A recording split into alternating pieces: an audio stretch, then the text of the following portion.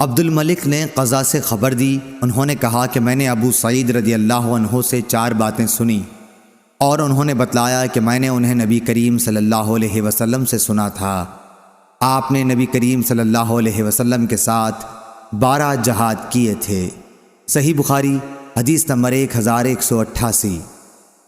دوسری سند، ہم سے علی بن مدینی نے بیان کیا، کہا کہ ہم سے سفیان بن عینہ نے بیان کیا، ان سے زہری نے، ان سے سعید بن مسیب نے اور ان سے ابو ہریرہ رضی اللہ عنہ نے کہ نبی کریم صلی اللہ علیہ وسلم نے فرمایا کہ 3 مسجدوں کے سوا کسی کے لیے کجاوے نہ باندھے جائیں، یعنی سفر نہ کیا جائے۔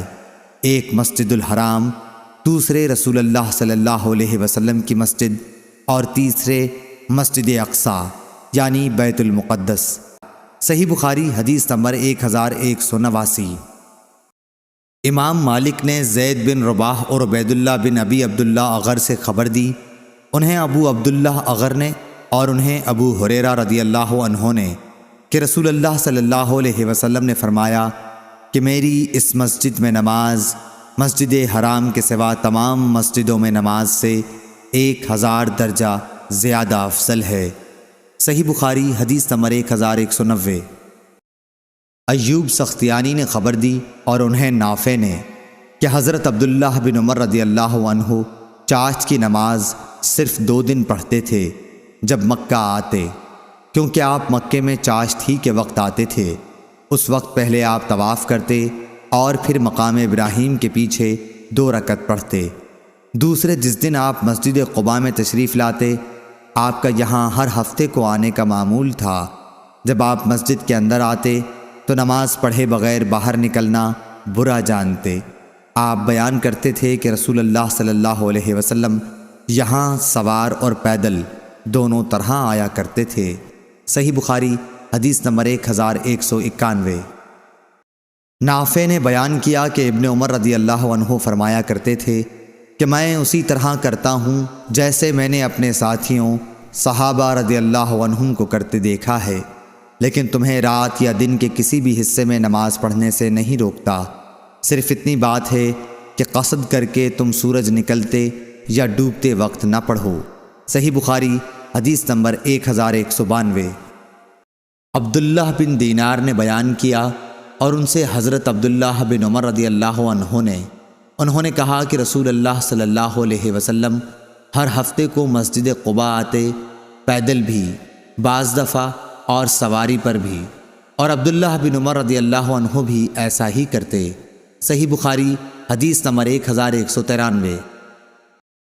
عبید اللہ عمری نے بیان کیا کہ مجھ سے نافع نے ابن عمر رضی اللہ عنہ سے بیان کیا کہ نبی کریم صلی اللہ علیہ وسلم قباء آتے، کبھی پیدل اور کبھی سواری پر۔ ابن نمیر نے اس میں یہ زیادتی کی ہے کہ ہم سے عبید اللہ بن عمیر نے بیان کیا اور ان سے نافع نے کہ پھر آپ اس میں 2 رکعت نماز پڑھتے تھے۔ صحیح بخاری حدیث نمبر 1194۔ امام مالک رحمہ اللہ نے خبر دی، انہیں عبداللہ بن ابی بکر نے، انہیں عباد بن تمیم نے اور انہیں ان کے چچا عبداللہ بن زید مازنی رضی اللہ عنہ نے کہ رسول کریم صلی اللہ علیہ وسلم نے فرمایا کہ میرے گھر اور میرے اس ممبر کے درمیان کا حصہ جنت کی کیاریوں میں سے ایک کیاری ہے۔ صحیح بخاری حدیث نمبر 1195۔ خبیب بن عبد الرحمن نے بیان کیا، ان سے حفص بن عاصم نے اور ان سے ابو ہریرہ رضی اللہ عنہ نے کہ نبی کریم صلی اللہ علیہ وسلم نے فرمایا کہ میرے گھر اور میرے ممبر کے درمیان کی زمین جنت کے باغوں میں سے ایک باغ ہے، اور میرا ممبر قیامت کے دن میرے حوض پر ہوگا۔ صحیح بخاری حدیث نمبر 1196۔